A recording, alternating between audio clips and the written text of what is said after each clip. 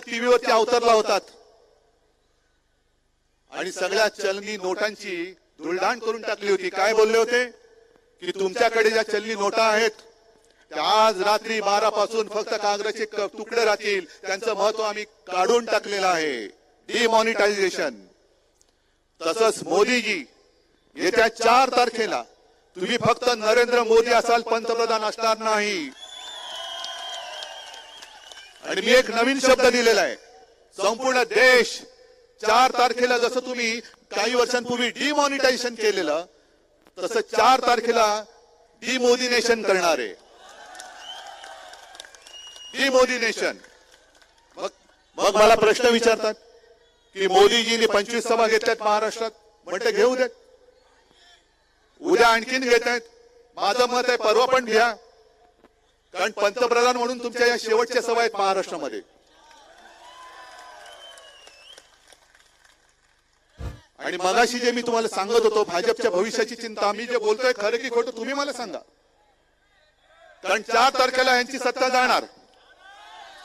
भाजपचं काय होणार मला माहिती नाही, पण मोदीजी तुम्ही जर का शब्दाचे पक्के असाल तर तुम्हीच जे सांगितले की 75व्या वर्षानंतर राजकारणाने निवृत्ती घेतली पाहिजे, 2 वर्षानंतर तुम्ही 75 वर्षाचे होत आहेत. मग भाजपचं काय होणार? आता तुमचा एकच चेहरा आहे, तो सुद्धा चालत नाहीये.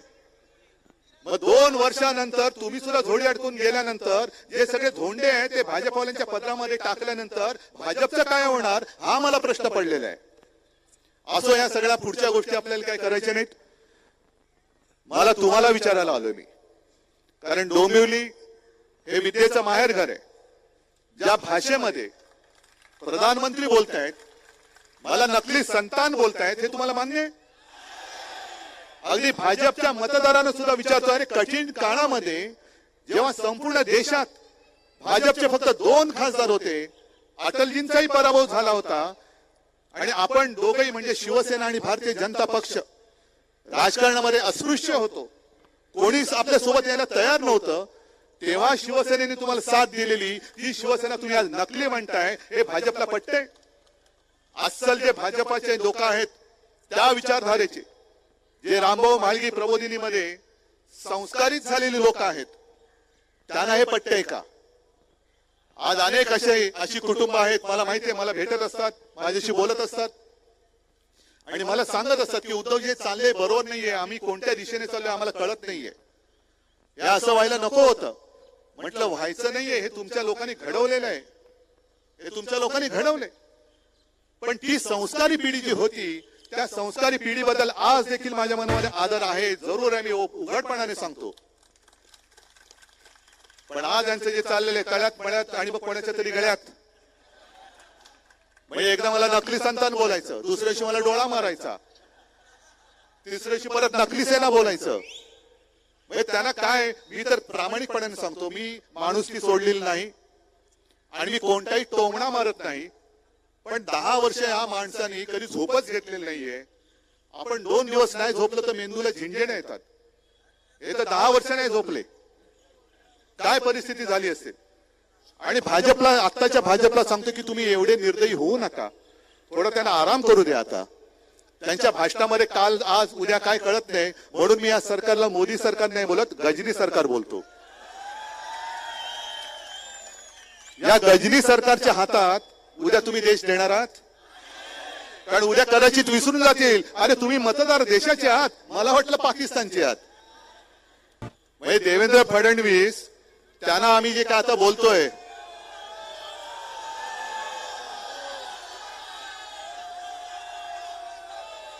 काय बोललात? मी अक्षय कुमारला एक सांगतोय की अक्षय कुमारजी, तुम्ही प्रधानमंत्र्यांचा परत 4 तारखेच्या आत इंटरव्ह्यू घ्या आणि आंबा कसा खायचा विचारलं तसं टरबूज कसं खायचं विचारा, पण 4 तारखेच्या आत घ्या, कारण टरबूजचा भाव जो आहे तो त्याच्यानंतर उतरणार आहे, आता तर नाहीच आहे. म्हणजे त्यांचं कसं चाललंय की मी चपराशी झालो तरी चालेल, पण मी पुन्हा येईन. आणि आपले मेंढे नुसती दाढी खाजवत पाठी पाठी पाठी चाललेत. हे म्हणे बाळासाहेबांचे विचार पुढे नेणार, महाराष्ट्र तुमच्या डोळ्या देखत लुटला जातोय तरी मिंदे तुम्ही दिल्लीश्वराची चाकरी करता हे बाळासाहेबांचे विचार आहेत. ज्या आमच्या छत्रपती शिवाजी महाराजांनी सुरत लुटली होती त्या सुरतेचे 2 जण माझ्या छत्रपतीचा महाराष्ट्र तुमच्या डोळ्यात देखत लुटतायत तरी सुद्धा तुम्ही शेपट्या घालून तिकडे चाकरी करतायत हे बाळासाहेबांचे विचार. हे तुमचं हिंदुत्व. आणि म्हणून मी तुम्हाला जे वचन दिलेलं आहे की महाविकास आघाडी महाराष्ट्रामध्ये आणि इंडिया आघाडीचं सरकार देशात येणार म्हणजे येणारच. आणि इंडिया आघाडीचं सरकार आल्यानंतर महाराष्ट्राची होणारी लूट ही पहिल्या प्रथम मी थांबवणार. आणि महाराष्ट्राचं लुटलेलं वैभव यांनी जे गुजरातला नेलेलं आहे हे वैभव लुटलेलं वैभव मी माझ्या महाराष्ट्रामध्ये आणून दाखवल्याशिवाय राहणार नाही. शेतकऱ्यांसाठी सुद्धा वचनं दिलेली आहेत. 10 वर्ष मोदीजी तुम्ही होतात आज महाराष्ट्राबद्दल कळवळ आलंय. अनेकदा आम्ही तुम्हाला सांगितलं की मराठीला अभिजात भाषेचा दर्जा द्या अजून का दिला नाहीत. आज अमित शहा कुठेतरी बोललेत की मोदींना पुन्हा 3ऱ्यांदा प्रधानमंत्री करा. जो गोहत्या करेल त्याला आम्ही उलटे टांगू. मग आजपर्यंत 10 वर्ष तुम्ही त्यांना काय करत होता तिरकं टांगलं होतं. बरं गोवंश हत्या बनली किंवा गोहत्या केल्यानंतर त्याला उलट टांगणार. पण मणिपूरमध्ये महिलांची जी धिंडवडे काढले त्यांच्यासमोर अमित शहा तुम्ही का उलटे झालात. तुमचं का खाली डोकं वर पाय झालं. आम्हाला पहिला प्रथम मातेचं रक्षण करायचंय. गोमातेचं आम्ही नंतर करणार. कारण सावरकर पाहिजेत ना तुम्हाला. तर सावरकरांचे गायीबद्दलचे विचार सुद्धा काय होते हे मोदीजी जरा तपासून बघा वाचून बघा. आम्ही मातेचं रक्षण करतो कारण छत्रपती शिवाजी महाराजांनी आम्हाला शिकवण दिलेली आहे की परस्त्री ही माते समान. तुम्ही मणिपूरमध्ये गेला नाहीत कुठेच गेला नाहीत. आणि काल आपल्या त्या प्रफुल्ल पटेलने अचानक महाराजांचा जिरोटोप त्यांच्या डोक्यावरती ठेवला. म्हणजे देणाऱ्याला डोकं नाही घालणाऱ्याला घालून घेणाऱ्याला डोकं नाही. आमच्या दैवताची बरोबर मोदींबरोबर करता. राम मंदिराच्या वेळेला सुद्धा एक कोणता तो सागरगोटा असाच होता तिथला. त्यांनी महाराजांची बरोबरी केली होती. तुम्ही त्यांचं पूजन करायचं तर घरी करा. तुमच्या घरी कोणाचं पूजन करायचं तुमचा प्रश्न आहे प्रफुल्ल पटेलजी. पण आमच्या शिवछत्रपतींचा अपमान आम्ही सहन करणार नाही. आणि प्रफुल्ल पटेल या वेळेला महाराष्ट्र तुम्हाला आपटेल नक्की आपटेल. बघा हिंमत दाखवल्यानंतर पाऊस पण थांबला की नाही. हे संकटाला घाबरायचं नसतं कधी. संकट जे माझे आजोबा सांगायचे की अरे संकटाच्या छाताडावरती चालून जाण्याची हिंमत पाहिजे. त्या हिमतीने मी मैदानात उतरलेलो आहे. आणि एक तुमच्या हक्काची आपली बहीण वैशालीताई ही तुम्हाला मी उमेदवार म्हणून दिलेली आहे. खासदार करण्याची जबाबदारी तुमची आहे. आपण ज्याला मोठं केले ते गद्दार झाले. पण कल्याण डोंबिवलीची ओळख गद्दार म्हणून होऊ देणार नाही. होऊ शकत नाही. गद्दाराला गाडणारी पाहिजे.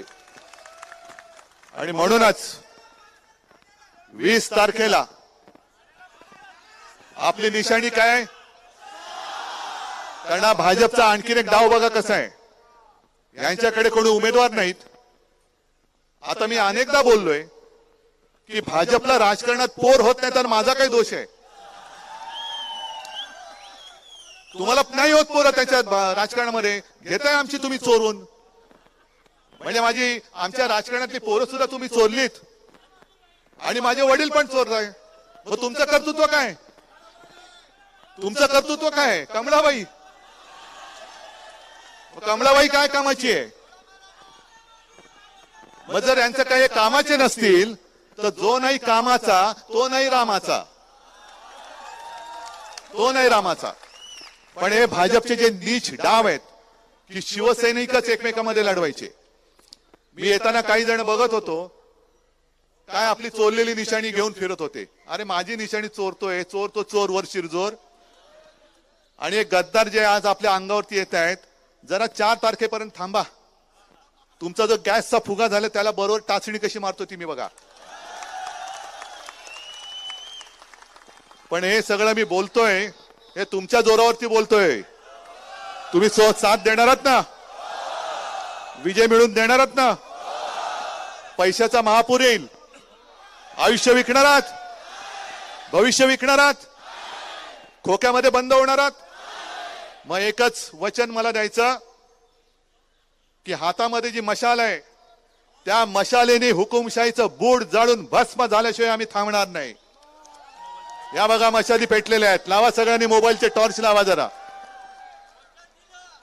सगळ्यांनी लावा. ठीक आहे, सगळ्यांना धन्यवाद देतो. आणि वैशालीताई, आता तुमची जबाबदारी आहे. गद्दाराच्या विरुद्ध मला निसट्टा विजय नकोय. असा गद्दाराला गाडा की पुन्हा कित्येक पिढ्या कल्याण डोंबिवलीमध्ये गद्दारीचा किडा वळवळता कामा नये. जय हिंद, जय महाराष्ट्र.